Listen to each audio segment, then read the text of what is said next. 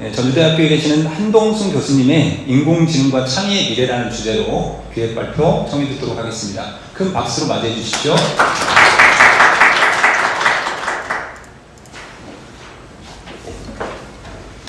예, 방금 소개받은 한동순입니다. 지금 이제 저는 미래공학대학 학장을 맡고 있고요. 제가 이제 인공지능에 대해서는 사실 이제 제가 원래 베이스가 이제 수학이기 때문에 되게 관심을 갖고 이제 여러 가지 공부들을 많이 해봤었습니다. 근데 챗GPT가 나오면서 이제 많은 혼란이 이제 제가 생겼어요. 그래서 이제 그런 부분을 한번 정리해 보면서 과연 창의라고 하는 부분들 또는 이제 우리가 인공지능이 가장 넘볼 수 없는 부분이 이제 창의력, 뭐 예술적인 영역 뭐 이렇게 얘기했었는데 사실 챗GPT는 약간 이상하거든요. 이게 진짜 창의인지 카피하는 건지 알 수 없는 이런 상황이 있고 이제 그래서 이제 그런 얘기들을 한번 풀어보려고 합니다. 그러니까 그래서 일단 뭐 인공지능에 대해서 이제 우리가 인공지능의 미래라는 부분, 그러니까 과연 인공지능이 어디까지 어떻게 발전할 것인가에 대한 이제 이런 부분들을 한번 고민을 해봐야 될 것 같아요. 근데 이제 얼마 전에 이런 사건이 있었습니다. 그러니까 샘 알트만이라고 오픈 AI의 이제 대표로 있었던 사람이 갑자기 뭐 쫓겨나고 뭐 쫓겨나는 이유도 이제 되게 이상한 이유로 쫓겨났었죠. 근데 갑자기 또 5일 만에 다시 복귀하면서 그 사람을 쫓아내려고 했던 사람들이 나가고 이제 이 사람이 복귀하면서 다시 체제가 갖춰졌어요. 근데 여기에 대해서 여러 가지 얘기들을 참 많이 하고 있습니다. 그러니까 일단은 이제 이 샘 알트만이라는 사람이 갖고 있는 생각과 그 다음에 이제 여기를 갖다 이제 쫓아내려고 했던 수츠케버라고 하는 이 두 사람의 이제 갈등이었는데요. 여기 가장 핵심은 바로 이겁니다. 그러니까 우리가 보통 인공지능의 특이점을 얘기하면서 그 특이점이 인간의 지능을 넘어갈 수 있다라는 게 이제 특이점인데 그 특이점을 갖다 이제 경고하는 얘기들이 되게 많았었거든요. 그러니까 우리가 이제 인공지능을 어떻게 컨트롤할 것이냐, 제어할 것이냐, 이걸 그대로 나갈 것이냐, 알지도 못하는 인공지능에 우리 미래를 맡길 수 있느냐 이런 부분에 대한 논의들을 많이 하면서 사실은 이제 알트만과 이 두 사람의 이제 갈등은 거기에서부터 시작을 했고 알트만 같은 경우는 일단 개발할 때까지 개발해 봐야 된다고 생각하는 입장이고 그 다음에 요 수츠케버 같은 경우는 일정 정도 이제 속도를 줄이면서 제어를 좀 해야 된다는 입장입니다. 근데 결국은 오픈 AI에 있는 많은 이제 개발자들이 또 이제 알트만을 갖다 동조하고 이제 그러면서 실질적으로는 어떻게 보면 지속적으로 뭔가 발전을 시켜보자라는 측면이 이제 이기게 된 거죠. 이제 그게 된 건데 여기도 좀 애매한 부분들이 사실은 있습니다. 그러니까 이 알트만이 갖고 있는 생각들이 바로 뭐냐면 여기 있는 효율적 이타주의라고 하는 이런 부분을 신봉하는 사람들이고 이 효율적 이타주의의 핵심은 이겁니다. 그러니까 우리가 이제 실질적으로 여러 가지 이제 돈을 많이 벌고 하면서 사실 뭐 인류를 위해서 뭔가 기여를 해야 되는 측면들을 많이 논의하고 있는데 거기에 기본적인 생각은 이거예요. 나눠주려면 돈을 많이 벌어라. 그래서 알트만 같은 경우는 엄청나게 돈을 많이 벌어서 그걸로 기여를 하겠다는 생각을 하고 있는 사람 중에 하나입니다. 그러니까 자본주의로서 모든 돈을 다 긁어서 그걸로 우리 인류를 위해서 쓰겠다라는 생각을 하고 있는 거고 그 다음에 이제 슈츠케버 같은 경우는 실제로 이제 힐튼이라고 하는 인공지능의 가장 대부격이 이런 사람의 수석 제자였고 엄청난 개발력을 갖고 있는 사람입니다. 근데 이제 이 사람들 같은 경우는 실질적으로 지금 챗GPT가 나오고 있는 이런 부분들이 좀 이상한 부분들이 많이 있고 우리가 컨트롤할 수 있는 부분이 너무 많기 때문에 이제 그런 부분에 대한 개발을 좀 늦춰야 된다는 생각을 하고 있는 이런 사람이죠. 그러니까 이게 뭐 노동 일자리를 빼앗고 뭐 이런 측면이 아니고 전체적인 어떤 인류의 미래에 대한 부분을 걱정하면서 나온 그런 얘기들입니다. 근데 어쨌든 이 슈즈케버도 완전히 나간 건 아니고 이 사진에서 물러나면서 다시 개발자로서의 역할들을 한다고 하면서 전체적으로 아마 오픈 AI의 전체적인 어떤 프로그램들을 훨씬 더 가속력을 갖고 지속적으로 뭔가를 갖다 개발해 나가지 않을까 이런 생각을 하고 있습니다. 그래서 제가 이제 이것도 한번 고민을 참 많이 해봤어요. 효율적 이타주의라는 것이 어떤 것이냐. 그러니까 우리가 이타주의로서 뭔가 많이 기여를 하고 우리가 어떤 인간 사회를 효율적으로 바꾸면서 뭐 공평하고 평등한 이런 사회를 만들어 가려면 여러 가지 효율성을 많이 따져야 되겠죠. 근데 이제 이런 부분에서 기본적으로 효율성이라는 부분에 더 방점이 많이 찍히다 보니까 이제 이런 논리들이 많이 나오고 있다고 합니다.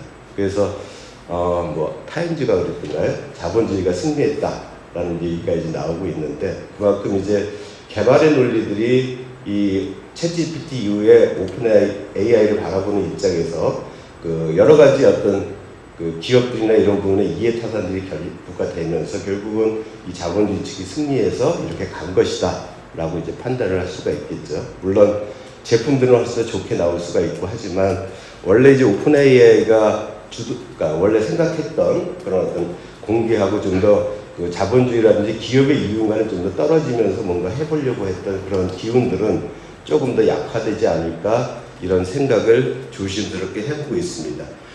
근데 이제 여기서 중요한 것은 그러면 과연 그러면 우리가 인공지능이라는 부분이 발전했을 때 어디까지 갈 수 있겠느냐, 어디까지 가는 건가, 또 챗GPT는 실제로 어디까지 이렇게 발전해 나갈 수 있을 것인가를 고민을 하면서 제가 이제 여러 가지 책들도 많이 보고 그다음에 이렇게 하다 보니까 여러 가지 이제 고민들이 많이 된 거예요. 가장 대표적인 게 바로 이 터미네이터죠. 그러니까 스카이넷이라고 하는 이런 부분이 만들어지면서 이 스카이넷이 인간을 지배하기 시작하는 거죠. 스스로 어떤 자기 세계를 만들려고 노력하고 어떻게 보면 인간 사회를 지배해서 전체적으로 기계의 나라를 만들려고 하는 이런 부분들이 생깁니다. 그러니까 우리가 생각하는 공포라고 하는 것들이 이제 기계에 의해서 우리가 컨트롤되고 우리가 지배당하고 우리 전체적인 사회가 그 기계에 의해서 뭔가 이렇게 발전해 나가는 이런 측면들을 바라보게 되는 거죠. 그러니까 인간의 주도성이 없어지는 이런 세계를 얘기하고 있고 많은 사람들이 걱정하는 게 바로 이제 그런 측면이다 이렇게 볼 수가 있을 것 같고요. 그래서 우리는 인공지능을 이렇게 분석을 해보면 이제 두 가지를 얘기합니다. 그러니까 약한 인공지능, 요거는 뭐냐면 인간이 하는 능력 중에서 특수한 분야들, 뭐 계산 능력이라든지, 그 다음에 사진을 판독한다든지, 뭐 이런 어떤 특별한 능력들, 번역하는 것도 마찬가지고요. 그런 하나하나의 분야를 갖다가 이렇게 발전시키는 그런 인공지능을 우리는 약한 인공지능이라고 얘기를 합니다. 그 다음에 요새 이제 이 알트만 때문에 많이 나왔던 얘기가 AGI죠. 그러니까 이제 뭐 일반 인공지능, 뭐 보편 인공지능 이렇게 얘기하고 있는 그게 바로 이제 강한 인공지능입니다. 그래서 요거는 인간이 하는 지능적인 일들과 유사한 종합적인 판단을 할 수 있는 그런 인공지능, 이걸 이제 강한 인공지능 AGI라고 얘기를 하고 있는데요. 지금의 어떤 챗GPT는 약한 인공지능에서 출발했지만 점점 이런 강한 인공지능으로 전환돼 나가는 측면들이 있고, 인공지능의 어떤 연구에서도 가장 핵심적으로 생각하는 것은 각 분야에서 학습했던 두 개의 학습됐던 어떤 인공지능을 합쳐서 새로운 인공지능으로 만들어 나가는 이런 일들. 그러니까 두 개가 아니라 이제 N개를 만들어서 또 그걸 합치고, 그러면 결국은 인간의 여러 가지 능력들을 하나하나 학습시킨 다음에 그걸 종합시킬 수 있는 그런 능력이 생기죠. 그러면 종합적인 판단이 가능한 그런 인공지능으로 발전해 갈 수 있다, 이렇게 얘기를 하고 있습니다. 그래서 이런 강한 인공지능이 만들어지고 그 다음에 또 슈퍼 인공지능을 얘기하고 있어요. 이제 그걸 뛰어넘는 그런 인공지능, 전체적인 어떤 판단을 할 수 있는 이런 인공지능에 대한 얘기들을 하고 있는데, 어쨌든 현재 상황은 요거에서 상당히 앞으로 좀 가고 있다. 그래서 AGI를 향해서 지금 발전해 나가고 있다라는 게 지금의 얘기입니다. 그래서 인공지능에 대한 얘기를 하면서 이제 뭐 이 구글에 있는 사람은 특이점이 온다 그러면서 요거를 45년으로 잡고 있었어요. 그 당시에는. 근데 사실은 이제 챗GPT가 나오고 LMN이 나오게 된 이런 배경 속에는 이게 되게 빨라지는 느낌들이 있는 겁니다. 그리고 지금처럼 만약 이제 알트만이 들어가면서 오픈 AI가 좀 더 활발하게 활동을 한다면 이거보다 훨씬 빠른 이런 상황 속에서 이런 강한 인공지능, 뭐 특이점 이런 부분을 바라볼 수 있지 않을까 생각을 하고 있고, 여기에 대해서 이제 많은 부분에서 이 얘기를 합니다. 그러니까 이 알고리즘을 인간이 제어할 수 있다 없다 이런 부분들을 갖다 이제 얘기하면서 뭐 앨런 머스크라든지 호킹이라든지 빌 게이츠 이런 분들도 다 여기에 대한 경고들을 하고 있고, 여기에 대한 이제 여기 고민들을 얘기하고 있죠. 근데 아마 뭐 여기 계신 분들이나 방송을 보시는 분들은 딥러닝이나 이런 걸 뭐 이렇게 잘 아시지 못할 텐데, 실질적으로 딥러닝에 들어가 보면 얘가 어떻게 해서 인식을 하게 되는지 알지 못해요, 인간이. 그러니까 지금 이제 LMM 같은 챗GPT 같은 경우도 얘가 왜 이런 답변을 하는지 알 수는 없습니다. 학습을 시켜보니까 그렇게 나오는 거예요. 이제 그런 상황이 있기 때문에 우리가 그 알고리즘이 이런 어떤 구조에 의해서 이것이 만들어지고 있고 이렇게 답변을 하는지 알 수 없기 때문에 우리가 더 위험스럽게 느끼고 있는 거다 이런 생각을 저는 하고 있습니다. 다른 사람들도 다 마찬가지로 그렇게 얘기하고 있고요. 그걸 뭐 수학적으로 계산해서 알아낼 수 있는 방법이 현재 없고, 근데 이제 저는 여기에 대해서 이제 고민을 하면서 인공지능이라고 하는 것은 이렇게 뭐 지각, 학습, 추론하면서 뭐 언어 처리라든지 음성 인식 이런 것들 지금 너무나 잘하고 있죠. 여기 있는 이런 부분은 벌써 인간의 영역, 인간의 능력을 훨씬 더 뛰어넘고 있습니다. 그럼 이제 그 다음에 문제는 뭐냐? 이렇게 부분적으로 돼 있는 부분들이 과연 그럼 인간하고 차별성이 뭘까? 이런 고민들을 참 많이 하고 있고, 이제 거기에 접점에는 이 창의라고 하는 부분, 그러니까 독창성, 창조성 이런 부분들이 보통 인간이 많이 갖고 있다고 생각을 하는데, 그게 과연 인간만이 갖고 있는 것일까? 진짜 인간의 창조성이 그건가? 이런 고민들을 저는 하게 됐어요. 그러면서 지금 이제 챗GPT라든지 이런 게 나오는 이런 부분들을 보면서 과연 그러면 인간은 어떻게 창조성을 갖고 창의력을 갖게 되는가에 대한 고민을 첫 번째 했고요. 또 두 번째는 그럼 컴퓨터가 만들어내는 창의성, 지금 챗GPT가 나는 창조성은 또 뭔가? 그 근원은 뭔가? 그러면 또 이제 세 번째는 인간과 그런 인공지능은 차이가 뭐가 있을까? 이 세 가지가 사실 핵심적인 이제 고민입니다. 그러니까 사실 이제 여러분들도 아마 생각을 해보면 내가 이런 언어 능력을 갖고 막 떠들 수 있는데 이걸 내가 문법을 익혀서 하는 건 아니거든요.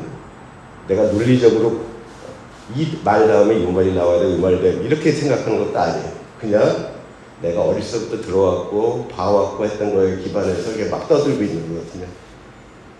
내가 무슨 말 하는지도 모르면서 무슨 말 해야 될지도 모르면서 막 떠들어요. 그러고 뭐 대충 비슷한 말이니까 막 떠드는 거거든요. 근데 지금 있는 챗GPT도 그렇게 하고 있거든요.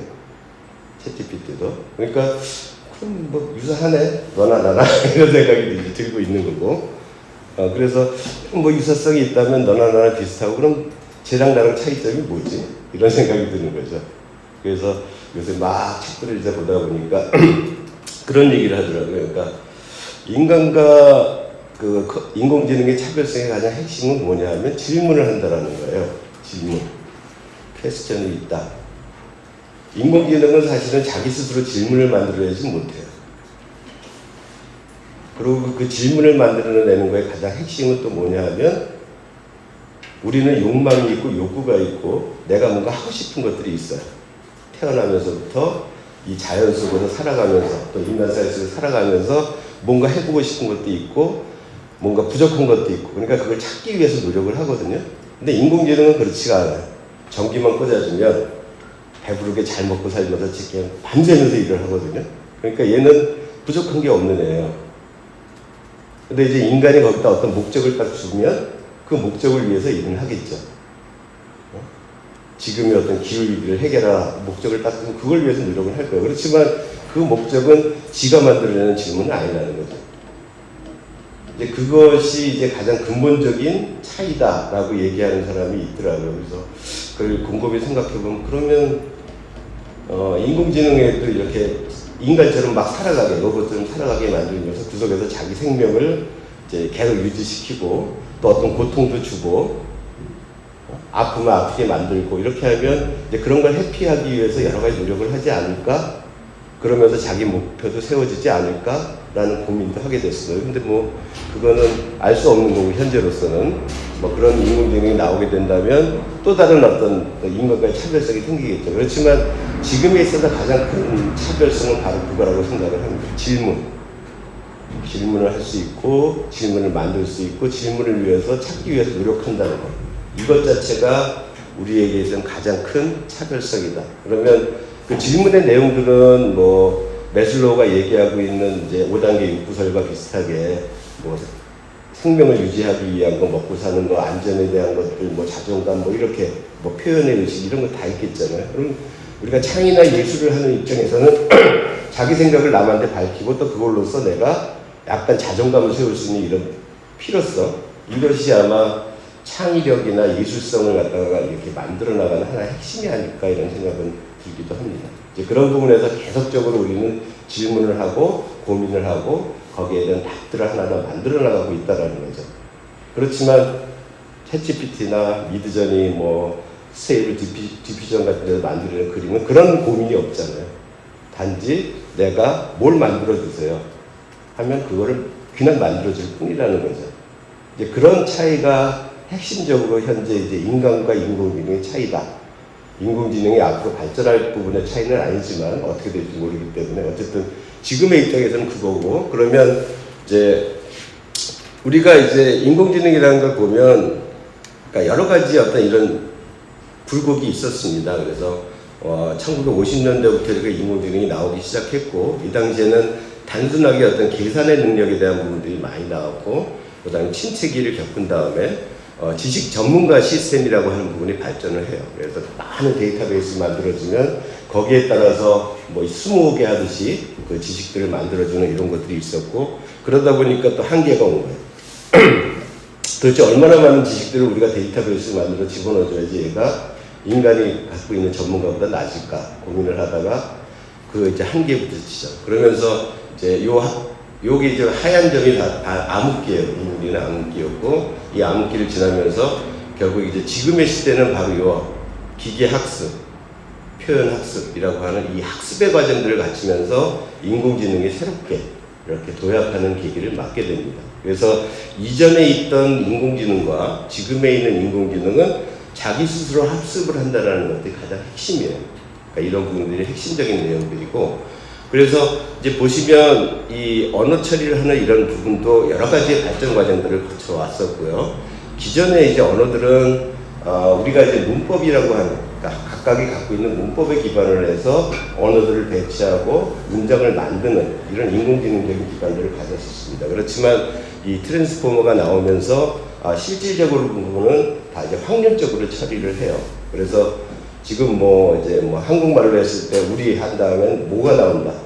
우리 다음에 당연히 가가 나오겠죠. 눈이나 뭐 이런 게 나오겠죠. 그럼 조사 같은 경우에 여기에 들어오는 확률이 몇 %다.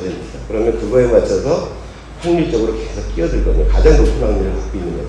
그렇게 해서 이제 우리가 문장을 만들어 나가고, 이제 그런 부분을 이제 단어별로 또 이제 문장별로 확률을 만들어가지고 계속적으로 접합해 나가면서 전체적인 문장을 만들어 나가고 있고, 이런 부분을 이제 뭐 의미 공간이나 아니면 뭐 이런 식으로 공간을 만들어서 거기에 온토를 집어넣어서 이 문장에 갖고 있는 의미하고 또 질문에 나온 답이라든지 이런 부분의 뭐 거리를 계산해서 적합성들을 따지는 방식으로 전체 이제 시스템이 갇혀 있습니다.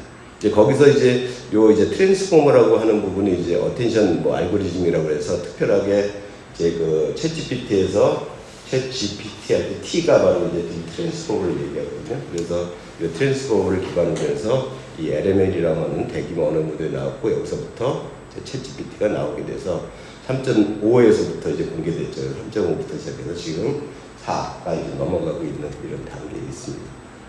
그래서 어쨌든 우리에게는 엄청나게 새로운 이제 도약의 기회가 만들어졌고, 인공지능이 이 정도로 성능을 발휘할 수 있었다는 것은 누구나는 놀라고 있는 부분들이고, 물론 이걸 개발했던 사람들은 어느 정도 예상을 했겠지만 그 스스로도 그 결과에 대해서 놀랬기 때문에 제어를 해야 된다 이렇게 얘기하는 것이라고 저는 판단이 듭니다. 또 하나 이제 인공지능에 대해서 많은 고민을 하는 것 중에 하나가 뭐냐면 일자리입니다. 일자리. 인공지능이 나오면 우리가 할 일이 없지 않을까 이런 생각을 하게 되죠. 그래서 이 일자리에 대한 부분을 이제 얘기할 때 보면 뭐 실업 대난, 그다음에 고학력 고수준 창의적 직군도 다 없어진다. 뭐 단순 사무직은 대체될 것이다. 뭐 일자리가 얼마가 없어질 것이다. 이렇게 이제 얘기하고 있어요. 그러면서 많은 사람들이, 또는 특히 이제 대학 같은 경우도 이제 그렇죠. 우리가 학생들을 그럼 어디를 키워야 되지? 어떤 부분을 교육시켜서 학생들이 미래 사회에서 뭔가 일을 하게 만들 것이냐. 이 부분에 대해서 이제 고민을 할 수밖에 없는 거죠. 근데 이제 저는 이런 그 일자리에 대한 것을 생각하면서 많은, 그것도 이제 마찬가지 고민을 많이 하는데, 과연 인공지능을 대체할 부분이 어딜까? 이런 생각을 해요. 그러니까 여기 있는 것처럼 단순 사무직을 하면서 많은 사람들을 한 번 계산해서 바꿔줄 수 있어서 수익성이 나는 거고, 우리가 인공지능으로 대체된다는 것은 결국 뭐냐면 수익이 있는 부분을 인공지능을 개발해서 대체했을 때 초과 이익이 남으면 대체할 수 있는 거예요. 그렇지 않은 부분은 대체될 수가 없습니다. 대체할 리도 없고요. 자본주의라는 데서. 이제 그렇다면 뭐 우리 보통 알듯이 이제 고속도로 지나갈 때 그 이제 게이트 지켰던 사람들이 다 그냥 시각인식 하나로 받고 다 이제 해결이 돼버리니까 거기를 갖다 금방 이렇게 해체할 수가 있는 거죠. 그 다음에 이제 자율주행 나면 택시기사 필요 없죠. 그러니까 이런 식으로 뭔가 대규모 집단군들을 없앨 거예요. 또 한 가지 할 수 있는 것들이 뭐냐면 고소득자들, 법률, 변호사, 의사 이런 부분들은 고소득자거든요. 거기는 우리가 만들어서 대치만 시키면 엄청난 그 사람들이 어떤 보수를 다 뺏어갈 수가 있어요. 그러니까 이제 개발을 할 수가 있고. 근데 과연 그럼 예술적은 왜 대체를 하려고 그럴까? 별로 대체될 것 같지 않은 측면들이 있어요. 그거는 그 직업군을 없애려고 하는 것보다는 제 생각으로는 그렇습니다. 많은 사람들이 원하기 때문에 사용자가 많을 것이다. 그것이 가장 핵심이니까 일자리를 없애는 게 중요한 게 아니고 많은 사람들이 그 기회를 갖게 하기 위해서 인공지능을 쓰게 된다고 저는 생각을 합니다. 그러니까 뭐 저도 똑같아요. 저 이제 그림도 되게 못 그리고 뭔가 작곡도 해가서 뭐 내 음악도 한번 만들어 보고 싶은데 사실 뭐 음악에 대해서 아는 게 없거든요. 근데 내가 키워드 몇 개 주고 이렇게 해서 내가 만든 것처럼 그림도 그려주고 음악도 이제 만들어주고 하면 그 내가 만드는 거거든요. 그 얼마나 좋아요. 그리고 이제 제가 이제 뭐 게임 쪽에서 하고 있지만 제가 게임 기획을 하고 있는데 맨날 이제 뭐 이제 기획해서 만들어 달라 그러면 시간이 없다, 뭐 안 된다 이런 얘기만 들어요. 개발자나 이제 그래픽하는 사람. 그런 게 인공지능을 시켜서 만들어주면 내가 어쨌든 시간을 갖고 계속 이렇게 요구를 하면 비슷하게 나오거든요. 그럼 그거 쓰는 게 편하지, 그 사람들과 같이 일하는 게 편할까 이런 생각을 하는 거죠. 결국은 그 하나하나의 사람들, 그러니까 우리 같은 경우 이제 그런 기획자라든지 이런 부분, 아니면 일반 대중 같은 경우는 자기가 뭔가 하고 싶고 표현하고 싶은데 능력이 안 돼. 그래서 좀 손쉽게 거기에 진입하고 싶은 사람들이 엄청나게 많다는 거거든요. 이제 그렇기 때문에 이 예술 파트에 있어서는 물론 이제 거기에 전문가들이 자기 영역을 갖고 지속적으로 이제 나가는 부분도 필요하긴 하겠지만 일반 사람들이 그걸 다 원하고 있다는 거죠. 내가 맨날 이제 남들이 쓴 시나 소설만 보고 즐거워하는 게 아니라 나도 쓰고 싶다라는 생각이 되게 많다는 거고 이제 그런 참여 욕구들이 되게 많기 때문에 이제 그런 부분을 충족시켜주면 돈이 된다는 거죠. 그렇기 때문에 개발하지 않나 이런 생각이 듭니다. 그러니까 뭐 업무 같은 경우도 이렇게 금방 5시간 걸리는 걸 1분 만에 끝낼 수 있고요. 그 이제 변호사 같은 경우 변론을 할 때 한 일주일 걸리던 거 2시간이면 끝난다고 하거든요. 인공지능을 통하면. 그러니까 의사들 같은 경우도 차트 보고 이제 사진 찍은 거 다 보고 판독하면 오류들이 엄청나게 많은데 인공지능에 하면 오류가 전혀 없어요. 정확하게 하고. 근데 아직은 이제 의사들이 막붙기 때문에 안 되고 있을 뿐이지 지금은 그 정도의 시스템이 된다는 거죠. 그러니까 뭐 이제 힘으로 이제 막고 있긴 하지만 그건 언젠가는 뚫릴 것이다. 저는 이렇게 생각을 하고 있습니다. 그러니까 한 가지 이제 얘가 이제 이런 겁니다. 웹툰 작가들이 이제 이거 이제 웹툰 쪽에 있는 분이 좀 만든 차트인데 여기 보면 이제 웹툰 작가들이 이런 얘기를 한대요. 인간이 그런 역사를 막을 이렇게 얘기를 한다는 거죠. 그렇지만 여기를 보시면 우리가 사진기가 등장했을 때 사진기는 많은 미술가들을 절망에 빠뜨렸어요. 그 전까지의 미술은 다 정밀 소묘라든지 있는 그대로 그려지는 것이었어요. 근데 사진기가 나오면서 우리는 여기에 있는 것처럼 새로운 어떤 미술의 세계를 만들어갔거든요. 인상주의, 초월주의, 현실이 갖고 있지 않은 상상의 세계들 아니면 여러 가지 자기 철학과 사고가 같이 결합된 새로운 미술 사주들을 만들어 나갈 수가 있는 기회가 됐어요. 바둑 같은 경우도 마찬가지예요. 그러니까 우리 그 바둑 인공지능이 이제 이 세대를 이기고 나서 많은 기원들이 이제 우리 망했다. 누가 많이 듣긴 했지만 훨씬 더 많은 사람이 바둑을 지금 하고 있고 인공지능한테 바둑을 배우고 있고요. 얼마 전에 바둑 TV를 봤더니 인공지능이 해석을 하더라고요.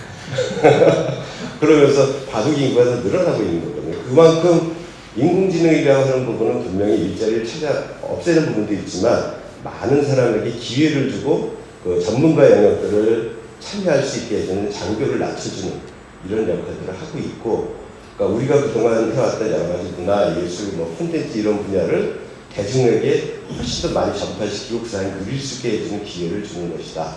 이렇게 저는 생각을 합니다.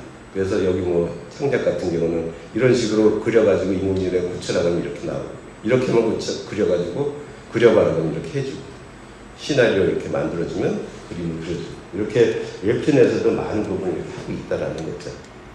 그 다음에 뭐 이제 아마 이건 많이 쓰실 거예요. 카톡에서 이제 에스커 아스커 보면 저도 이제 맨날 얘한테 물어보거든요.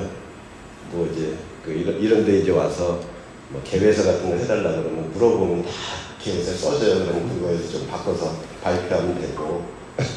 그 다음에 뭐 제가 이제 이걸 학생들에 가르쳤더니 우리 미용대에서는 그 부인 생일이던 때는 생일을 시를 써가지고 이렇게 보내주기도 하고요. 잘 쓰거든요, 얘가. 그러니까 내가 할 수 없었던 걸 갖다 이렇게 표현해서 만들어줄 수 있는 기회를 줬다. 그러니까 거의 비서 한 명이 있는 것 같은 이런 부분의 느낌을 그냥 받을 수 있게 이 에스크업이 해줍니다. 이것도 지금 기반은 그 챗GPT 4.0을 기반으로 하고 있기 때문에 텍스트로 왔다 갔다 하는 건 다 해줘요. 이렇게 돼 있고, 여기 이제 감마 같은 경우는 PPT 자동으로 만들어주는 이런 앱이고요. 그래서 이것도 이제 활용을 해보면 내가 소목차만 잘 만들어주면 거기에 따라서 나름의 텍스트 다 하고 그림 집어넣어서 PPT를 만들어줍니다. 아직은 좀 뭐 그렇게 내가 한 것보다는 좀 못하긴 하지만 편하게 할 때는 이렇게 쓸 수 있는 부분들이 있고요. 그 다음에 요거 같은 경우는 기업에서 아예 CRM 플랫폼을 만들어가지고 이렇게 운영하고 있는 데도 있고요. 또 식품 추천에 관한 것도 이렇게 만들어주는 데가 있고, 쇼핑도 추천을 갖다 다 해주고. 그래서 우리가 이제 그동안 되게 귀찮아하고 어려워했던 부분들을 이렇게 하나하나 챗GPT가 나오면서 이제 그걸 기반으로 해서 하나하나 대체해 나가고 있고, 이 챗GPT는 뭐 요새는 이제 뭐 오토 챗GPT 이제 그래서 스스로 이제 자기가 학습시켜가지고 할 수 있는 이런 챗GPT도 존재하고 있고요.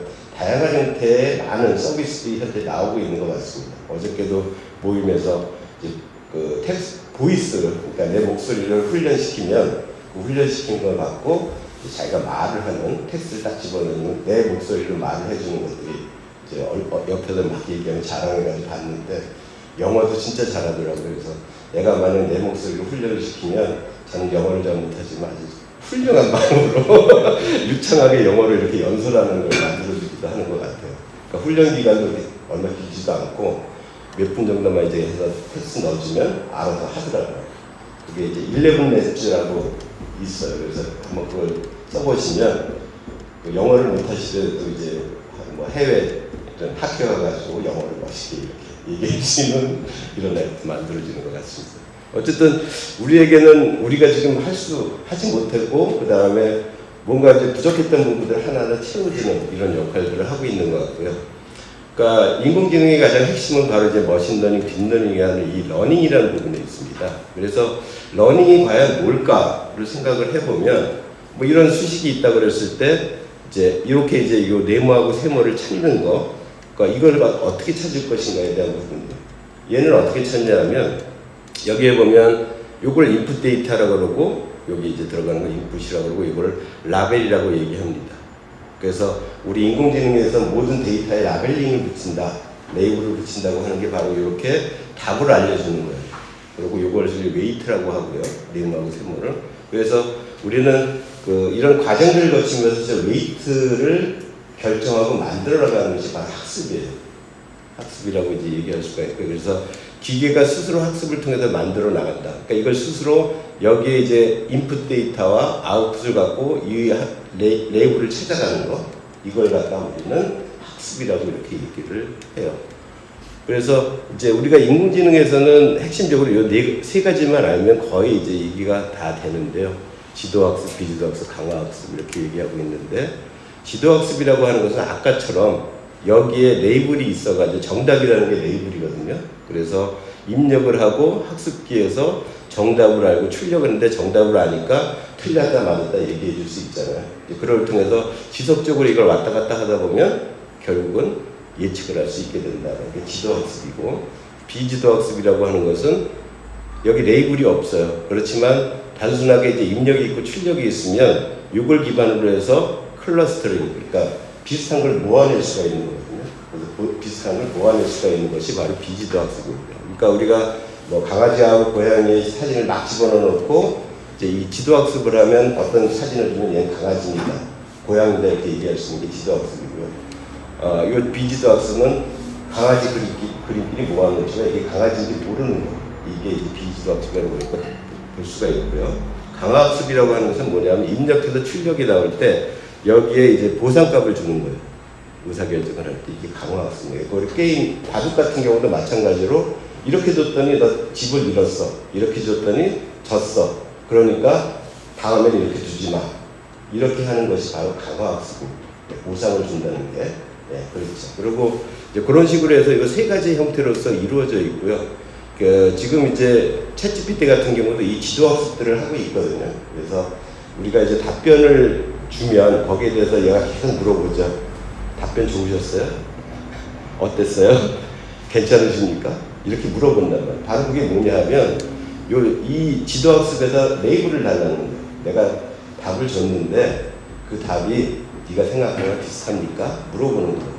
이제 그걸 통해서 지속적으로 자기는 업데이트를 하겠다, 이런 것이라고 보시면 돼요. 그리고 처음에 이제 챗GPT 만들 때 인간이 그걸 다 했었어요. 답변이 나오는 거고 레이블을 붙이고. 근데 이제 그 돈이 너무 많이 들잖아요. 인간이 한다는 게. 근데 지금의 한계가 바로 그런 거라고 얘기를 하고 있습니다. 그 딥러닝이라고 하는 것은 이런 식으로 인간의 머리도 사실은 이런 뉴런 구조를 갖고 있어서 쭉 이렇게 뉴런들이 연결이 되어 있습니다. 스냅스 구조로 이렇게 연결이 되어 있고 인풋 레이어가 있고 아웃풋 레이어가 있고 여기에 히든 레이어라고 해서 이게 엄청나게 많이 있고요.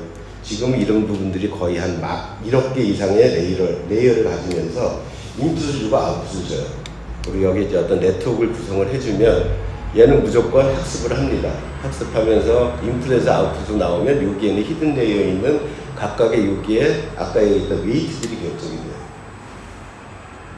그러니까 사실 인간이 알 수가 없는 거예요. 이게 어떤 구조를 통해서 학습을 하는지도 알 수가 없고, 우리가 챗GPT에서 그러니까 이 질문에는데 이 답이 나오는 이유도 알 수가 없는 거죠. 그거는 우리 인간도 똑같다고 저는 생각을 해요. 내가 이 얘기했을 때 답변을 했을 때 그럼 그 답변이 어떤 로직 구조에서 나왔죠? 어디 구조를 통해서 나왔죠? 그게 근거가 언제 학습한 거죠? 이렇게 물어보면 알 수 있는 사람 아무도 없거든요. 당신이 그 답변을 했는데 그 답변이 언제 배운 겁니까? 누구한테 들은 겁니까? 네가 독창적으로 생각한 겁니까? 알 수 없거든요. 아무도 그건 얘기할 수가 없죠. 내가 어디서 들어서 답변을 하는 건지 내 스스로 생각한 건지 알 수 없는 게 우리 머릿속이거든요. 단지 인풋이 있고 아웃풋이 있을 뿐이고 그 중간은 뭔지가 몰라요. 그러니까 그런 구조를 똑같이 인공지능도 현재 갖고 있습니다. 이렇게.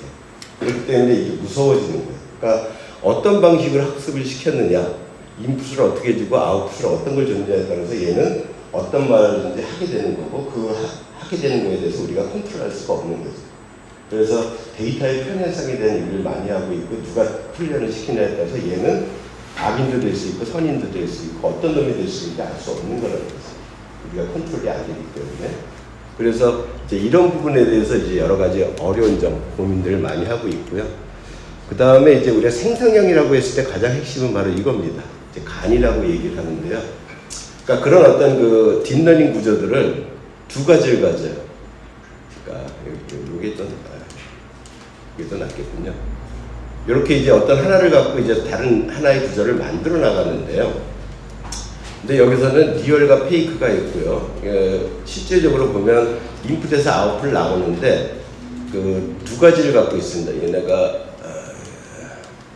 하나는 뭐냐 하면 판별만 하는 놈이 하나 있고 하나는 만드는 놈만 있어요. 생성을 하는 놈이 있고 하나는 판별만 해요. 그래서 두 가지의 인공지능이 서로 대립을 합니다. 싸워요.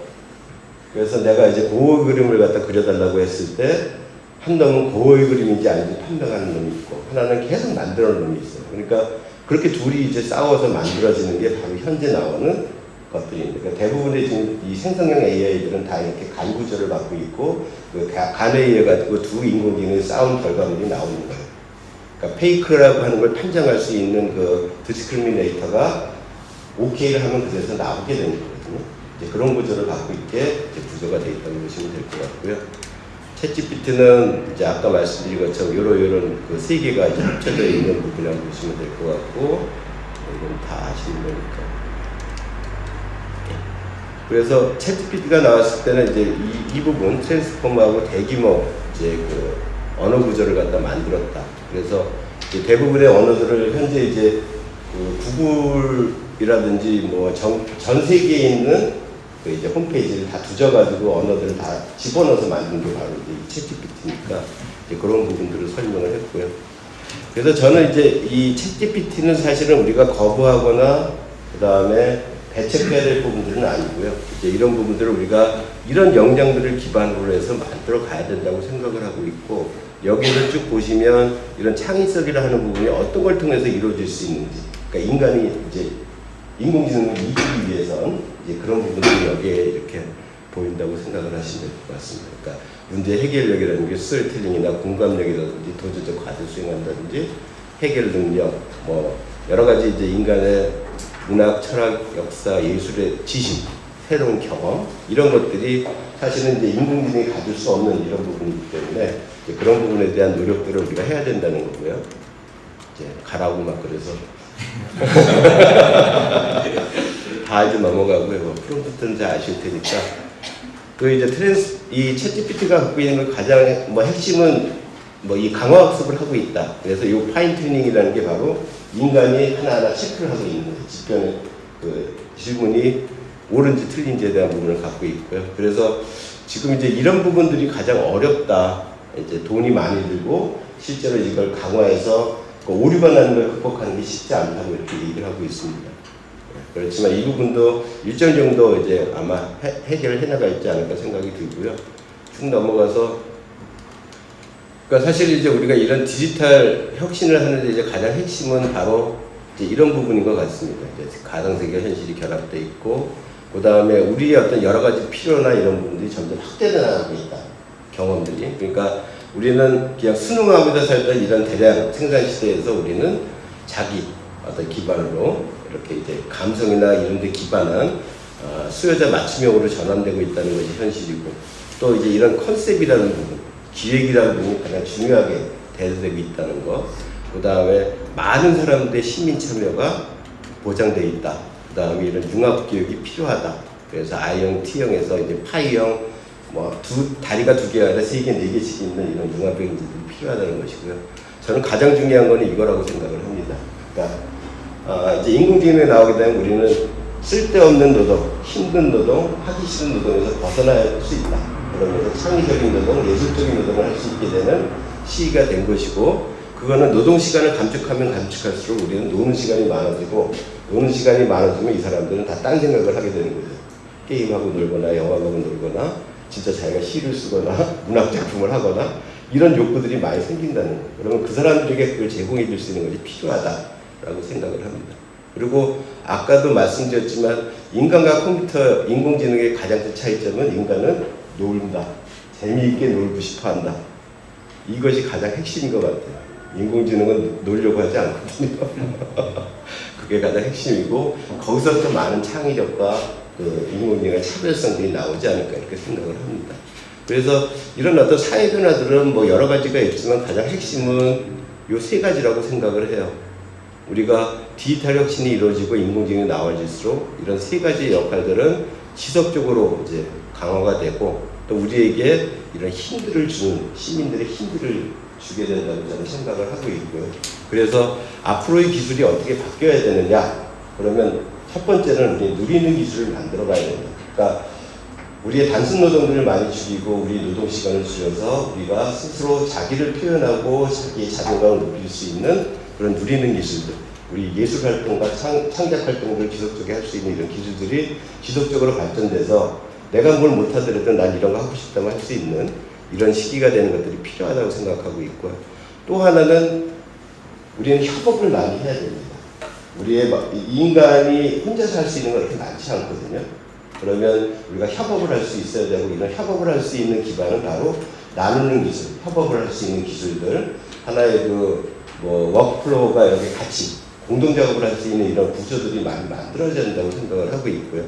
또 하나는 이제 따뜻한 기술이라고 생각을 합니다. 그러니까 우리는 우리 이외에, 그러니까 이 어떻게 보면 이런 지식 정보화 사회라든지 아니면 인공지능 시대에서는 정보의 차별성이라는 것이 엄청나게 이제 커질 거예요. 그래서 인공지능을 쓸 수 있는 사람, 그 다음에 정보 지식을 많이 습득할 수 있는 사람들과 그렇지 않은 사람의 차이는 엄청나게 커질 거라고 생각을 합니다. 지금보다도 훨씬 더 커지고요. 돈보다도 훨씬 더 강력할 거라고 생각을 해요. 그래서 이제 그런 부분들을 우리는 이런 따뜻한 기술을 이용해가지고 많은 사람들이 그 혜택을 볼 수 있도록 해주는 이런 기반들을 만들어가는 것들이 필요할 것이고, 저는 이제 뭐 인공지능이 미래라고 하는 부분은 바로 인공지능을 통해서 이런 세 가지를 갖다가 좀 더 손쉽게 또는 많은 사람들이 누릴 수 있도록 하는 기술로 인공지능이 가도록 만들어야 되지 않을까 생각이 들고, 또 우리 스스로가 그걸 위해서 많은 감시의 눈을 갖고 지금의 이제 인공지능 세상이 어떻게 바뀌는지 거기에 대해 우리 스스로의 어떤 의견들을 많이 내면서 이런 기반들을 만들어나가고 이 방향을 통해서 발전할 수 있도록 서로가 노력을 해야 되지 않을까 생각이 듭니다. 만부정 죄송합니다.